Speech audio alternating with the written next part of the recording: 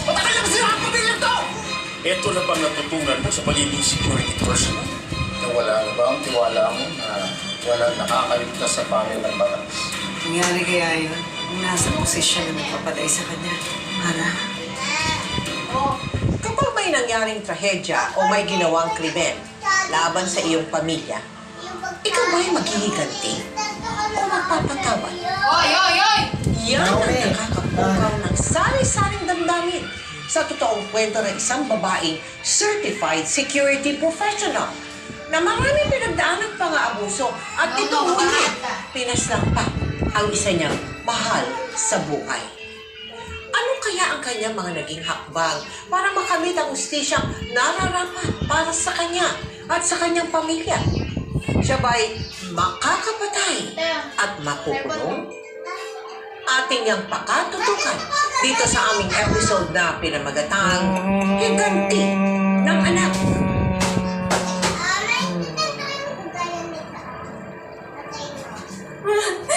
Hindi ka naman. Gusto na po umuwi. Palawan na po. Uuwi na po. Uuwi na po. Hindi na yan. wait. Tatakas ka! Tatakas ka!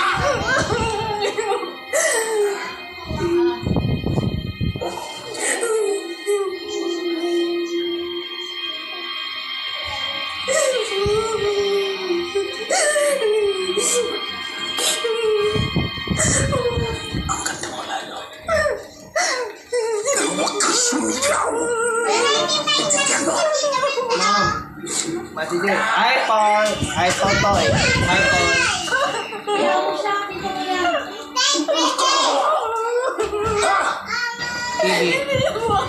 TV, pero Hindi mo buksan.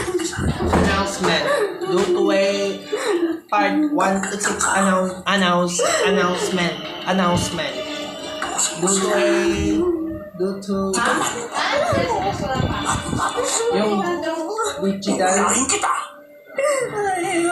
wala na analog. Hindi na analog TV. Ang sabi niya, ina-anunsyo na ang part 1 to 6 ng digital ng analog. Kaya nakaroon ang port signal sa analog TV. Kaya no.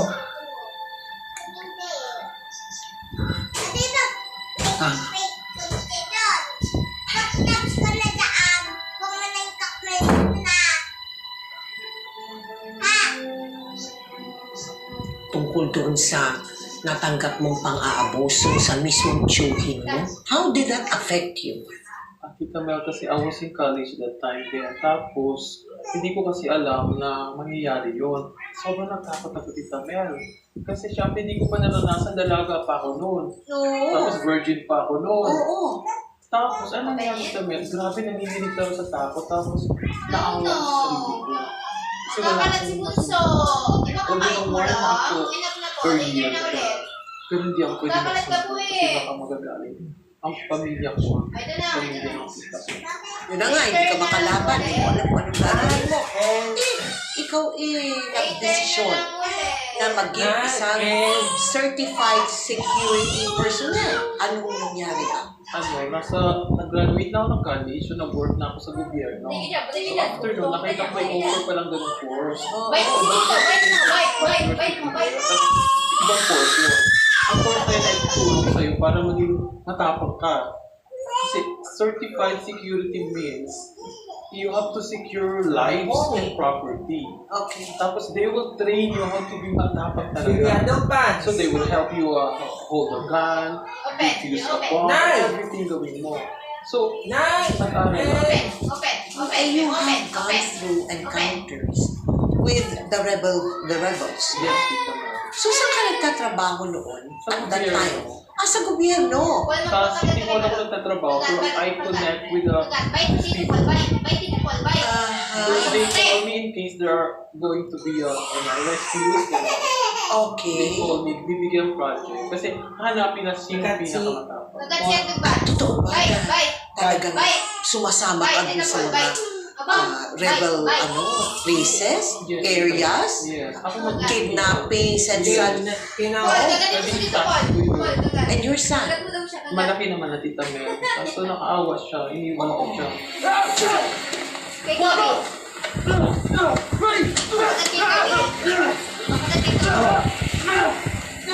Harold! Ulit ka talaga! Mga di ba? Nahihigil kayo! Sinabi ng tama na eh!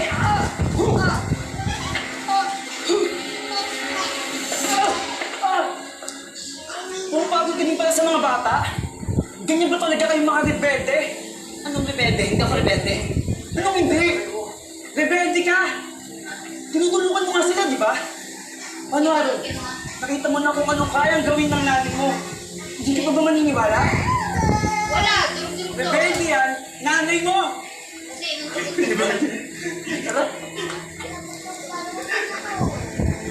marami ka tanong ka.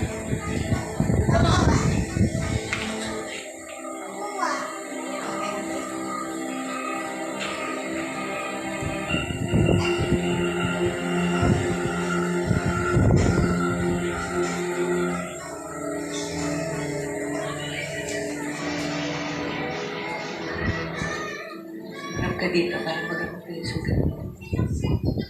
Harap! Harap! Okay na po ako.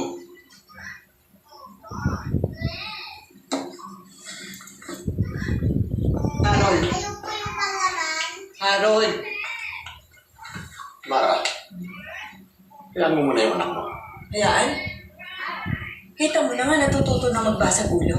Ano susunod? Kasali na sa mga gang. Medyo ikaw lagi niya kasama. Bantayan mo naman. Alam ko ang lahat ng ginagawa ng anak mo, ha? Ikaw, alam mo ba kung pangilang basa ulo niya na yan? Alam mo ba kung bakit siya inaaway, kung bakit siya binubuli? Dahil sa'yo. Dahil sa pagsuporta mo sa mga rebelde. Dahil sa pagiging rebel sympathizer mo.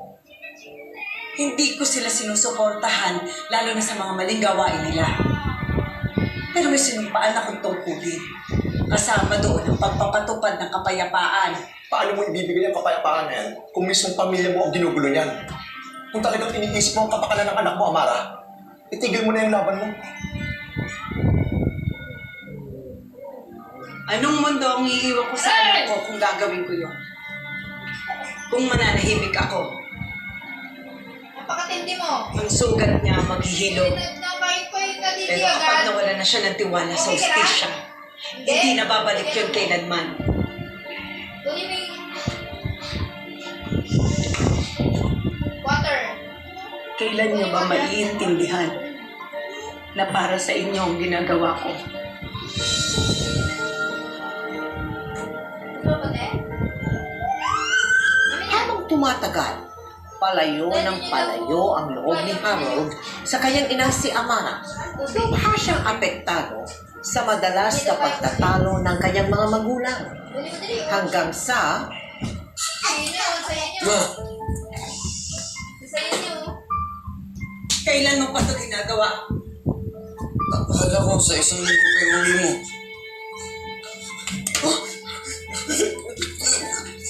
Nagaan ka! Bakit, Harold? Bakit mo ginagawa to? Bakit mo sinisira ang buhay mo? Without ask. Tatalo mo ba talaga yan? Dapat alam mo bakit? Without ask. Dahil sa'yo! Kaya hindi mo alam kung bakit ano nangyayari sa akin. Alam mo lang yung trabaho mo. Pagkapalan mo, pe. Sinisisi mo ko dahil nagtatrabaho ko para sa pamilya natin. Hoy! Kanina ka pa daan. Ako naman. Gusto ko mabigyan ka ng magandang buhay! Kamusta naman? Pumunta pa yung buhay ko. gumanda pa yung buhay ko. Di ba? Kumain ka ng kanin, kumain ka ng biscuit. Napakatindi mo. Alam mo kung Bibigay kaninong ka pa. buhay ang gumanda? Sa mga kano, sa mga hapon, at kung sino-sinong bata na hinostage sa mga rebelde na iniligtas mo. Ayun, hindi ako. Ronnie Shard! Bakit Bakit hindi ko yun? pinadede? Kinailangan nila yung tulong ko. Kailangan nila yung tulong ko. Friend na natin. Eh ako, Bigyan natin. ako. Balutin natin. Kailan mo ako tutulungan? Kailan mo ako binigyan ng atensyon, ha, ma? Kailan mo matitigilin yung mga rebelde yan? Para ako na mga anak mo. Unahin mo, ipiliin mo. Yung tulungan mo, ha? Dali na.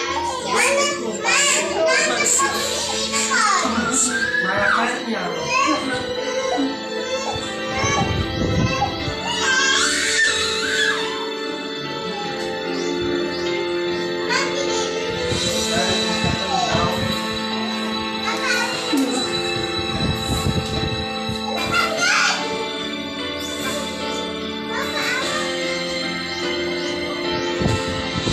Nakakahiya. Nakakahiya. Nasaan ba yung asawa mo? Siya yung dapat nangangaral at nagbabantay sa anak mo eh. Huwag ka na magalat ng masisisi pa Corazon. Nangyari na yung nangyari eh. Tama po si Harold. Magaling lang ako magsagip ng iba.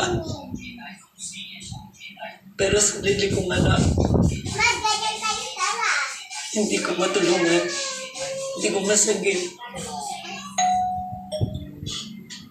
Ako na.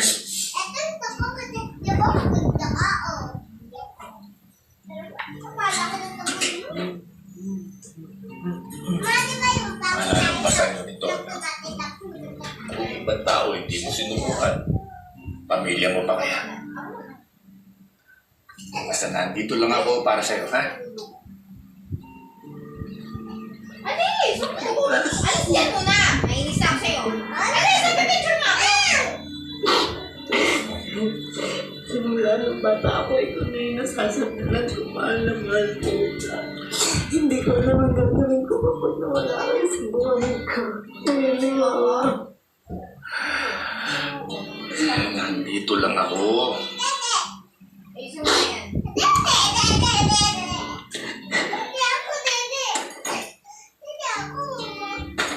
Umalis ka muna dyan. Anak ko, para sa'yo daw. Umalis yung nagbigay. May digital.